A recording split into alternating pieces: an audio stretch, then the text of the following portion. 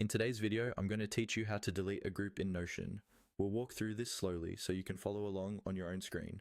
Before we start, make sure you're logged into the correct Notion workspace and that you have permission to manage groups.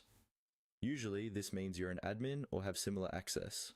If you don't, some of the options we'll talk about might not appear for you. First, look toward the top left corner of your Notion window. You should see the name of your workspace and near it an option for settings.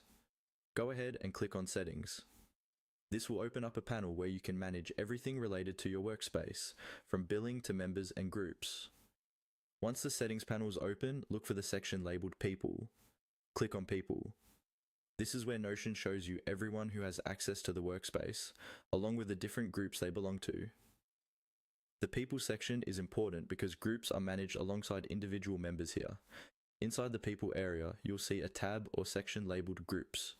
Click on Group or the Groups tab to switch from viewing individual members to viewing the different groups that exist in your workspace. This is the list where you'll find the specific group you want to remove. Now scan through the list and locate the group you'd like to delete. Take a moment here to double check that you've selected the correct group, especially if you have several with similar names. Deleting a group will affect permissions and access for everyone in that group, so it's worth confirming you have the right one. Once you've found the correct group, look to the right side of that group's name. You should see an icon with 3 dots, often called the More Options or Overflow menu. Click on these 3 dots. This opens a small menu of actions you can take on that group. In this menu, look for the option that says Delete. Click on Delete.